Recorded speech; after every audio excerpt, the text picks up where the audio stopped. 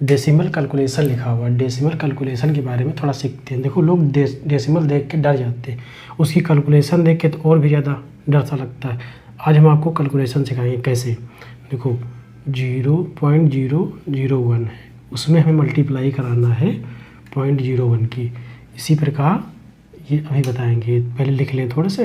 ये देखो फिर यहाँ पे 0 हुआ 0.2, यहाँ पर भी 0 लिख लो।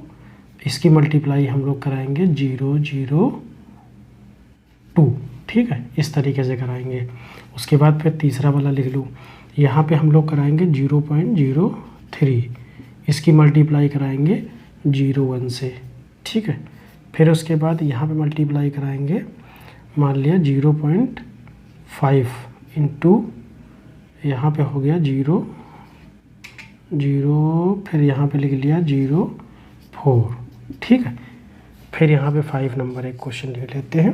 देखो 0.03, इसकी मल्टीप्लाई जो हम लोग कराएंगे तो ये हो जाएगा 0.01, ठीक, इस तरीके से हम लोग कराएंगे। देखो कैसे कराते हैं। डेसिमल नंबर में कुछ नहीं करना होता, बस ये देखो आप कि 1 की ये डेसिमल भूल जाओ, पहले डेसिमल भूल जाओ आप कि डेसिमल लिखा हुआ है। पहले हम लोग यहाँ पे लिखते हैं नंबर, तो यहाँ 1 की मल्टीप्लाई 1 में कराएंगे, तो यहाँ पे 1 लिख लिया हमने, ठीक है, यहाँ पे 1 लिख लिया। उसके बाद फिर देखते हैं डेसिमल के बाद इसमें 3 नंबर बाद, मतलब डेसिमल के बाद 3 नंबर लिखे हुए, यहाँ पे डेसिमल के बाद 1 नंबर लिखा हुआ है, ठीक। तो ये 3 और प्लस 1 4, तो हमें डेसिमल के बाद 4 नंबर लाने हैं। तो 3 ये 0 हो गया, 1 4 हो गया, ठीक, 3 1 4। यहाँ पे देखो डेसिमल के बाद 3 0 2 0 1 3 नंबर लिखे हुए, डेसिमल के बाद 1 नंबर लिखा हुआ। तो हमें करना क्या है, 1 की मल्टीप्लाई करा के हमने पहले लिख दिया। फिर यहाँ पे 3 डेसिमल के बाद 3 नंबर है, यहाँ डेसिमल के बाद 1 नंबर है, तो 3 और प्लस 1 4 नंबर होने चाहिए डेसिमल के बाद। तो ये आपकी कैलकुलेशन हो जाएगी। यहाँ पे देखो इसी तरीके से यहाँ पे भी करेंगे। डेसिमल के बाद 2 नंबर है, डेसिमल के बाद 3 नंबर है, तो हमें पहले ये डेसिमल छोड़ के पहले मल्टीप्लाई करा लेनी है 2 गुणे 2 की। तो ये होती है आपकी 2 गुणे 2 4 होता है, ठीक, 4 होता है। तो यहाँ पे डेसिमल के बाद 2 नंबर, यहाँ डेसिमल के बाद 3 नंबर है, तो 3 और 2 5 नंबर हो गए। हमें डेसिमल के बाद से 5 नंबर लिखने हैं, तो यहाँ पे 4 0 आप लगा दो, जितने नंबर कम है उतने 0 लगा दो, बस यही सिंपल सी ट्रिक। देखो यहाँ पे डेसिमल के बाद 0.3 लिखा हुआ है, यहाँ पे डेसिमल के बाद 0.1 लिखा हुआ है। तो हमें करना क्या है, यहाँ पे ये भी 0 लगा दो, कोई दिक्कत नहीं, 0 की कोई वैल्यू नहीं होती है। जो पॉइंट से पहले डेसिमल से पहले लगा होता है, इस 0 की कोई वैल्यू नहीं होती है।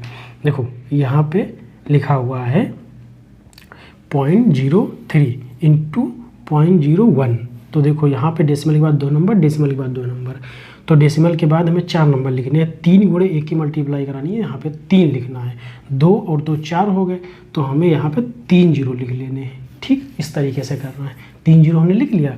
फिर यहाँ पे इसी तरीके से हम लोग करेंगे।